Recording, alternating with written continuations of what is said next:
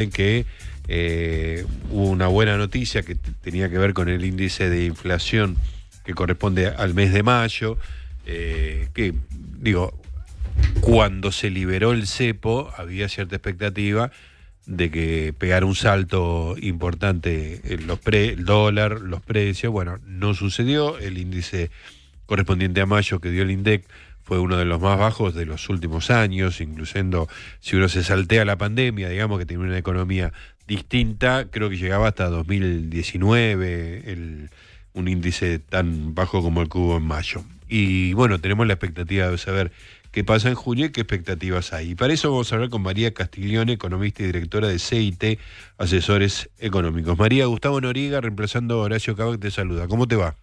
¿Cómo andas, Gustavo? Un gusto. Muchas gracias. Decime, ¿qué esperás para junio? ¿Qué perspectiva estás viendo?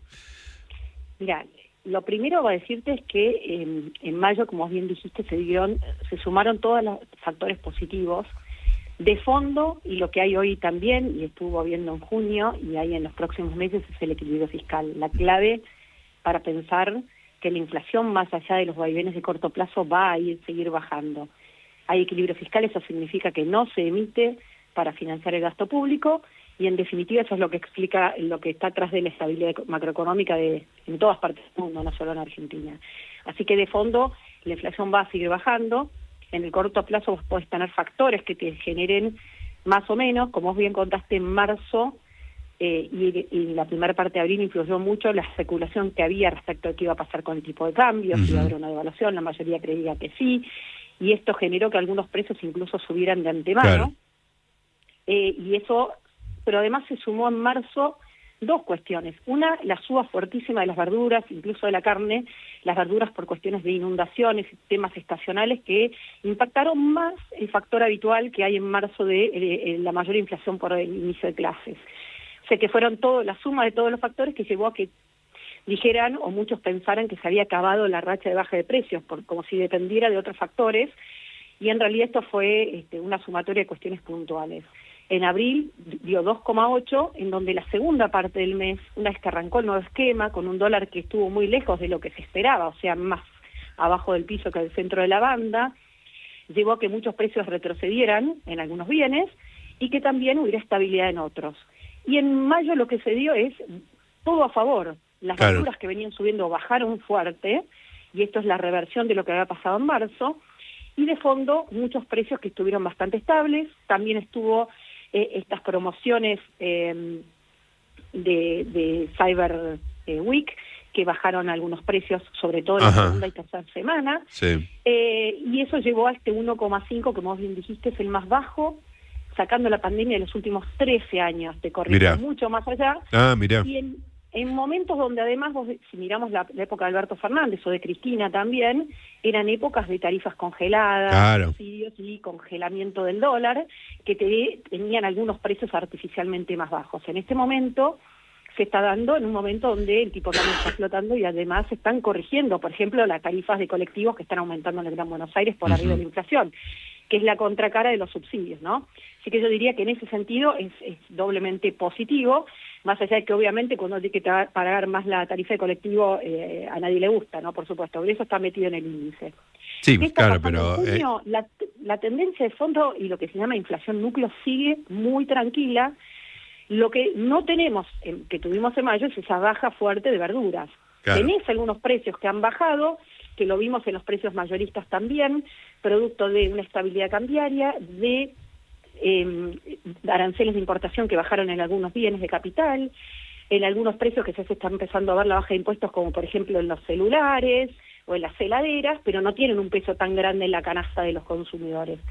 Así que en junio no creemos que vuelva a haber un 1,5 puntualmente por estas cuestiones que te digo, y todavía las prepagas aumentaron más del 2%, la educación también, pero para julio, por ejemplo, ya anunciaron que van a aumentar menos del 2%, 1,2, 1,3, o sea que en junio, puede haber una inflación más cerca del 2%, pero no porque se haya acelerado ningún proceso, sino que cuando uno lo descompone es porque no se dio esa combinación de cuestiones puntuales sumado al trasfondo.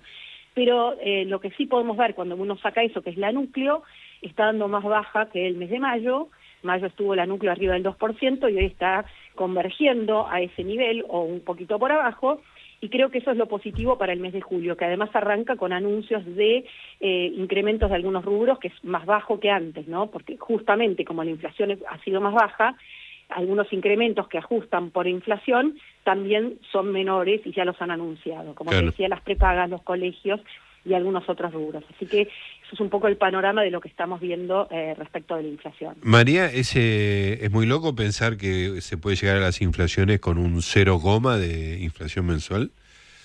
No es loco, es difícil saber en qué momento esto pueda ocurrir, porque obviamente en Argentina, como te decía, todavía estás corrigiendo algunos precios, cosas que venían atrasadas, y eso te pone obviamente un piso.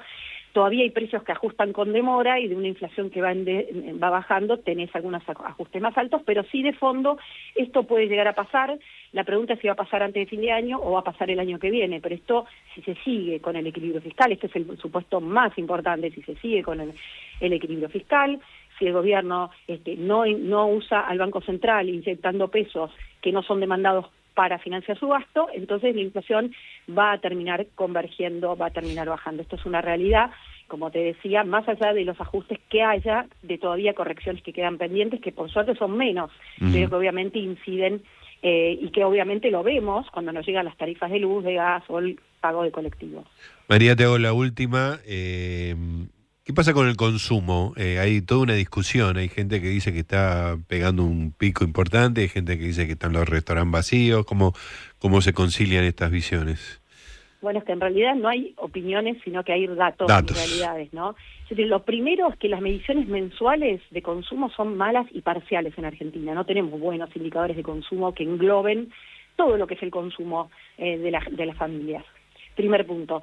El único dato bien englobador que tenemos es el de las cuentas nacionales, del PBI, que salió este lunes recién el dato del primer trimestre. Es como que lo vemos con demasiada... mucho retraso. Está terminando junio, ¿no? Claro. Entonces lo vemos con mucho retraso, pero el dato confirmó lo que algunos decíamos, que es que la economía está creciendo y uno de los grandes componentes del lado de la demanda, y quienes demandan esa producción, es el consumo privado, y ese consumo que aumentó 2,9 en volumen desestacionalizado en el primer trimestre de este año respecto del cuarto, ajustado por estacionalidad, esto es muy importante porque si no es distorsivo, y 11,9 interanual. O sea que el consumo recuperó. ¿Qué está pasando en estos meses? Podemos intuir a través de distintos indicadores. Lo que pasa es que en esto hay ganadores y perdedores. Sigue habiendo récord de venta de autos con crédito. La mitad de la venta de autos en Argentina es con crédito.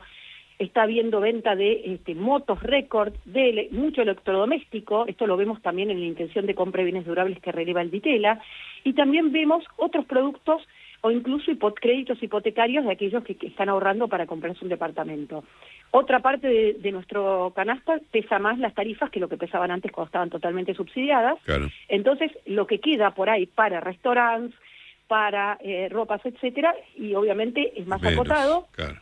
Aunque haya mejorado el ingreso real. Entonces, ahí está la discusión y obviamente es un contexto diferente. Entonces, no es que el consumo cayó, de hecho ahora está empezando a recuperar incluso el consumo en los supermercados, que era uno de los rubros que venía demorado, pero ¿qué pasa? Cuando uno mira los datos de venta de supermercados en volumen, en el 2022 y 2023 en una economía en recesión, aumentaban. ¿Y por qué aumentaban? Porque la gente huía del peso y estoqueaba productos no perecederos. Porque si lo compraba la semana siguiente iba a salir mucho más caro. Tal cual, es así. María, te agradezco muchísimo esta comunicación. Muchas gracias, te mando un beso. Igualmente, hasta luego. Ahí estaba María Castiglione, economista y directora de CIT Asesores Económicos, pronosticando una tranquilidad en el índice de inflación de los próximos meses.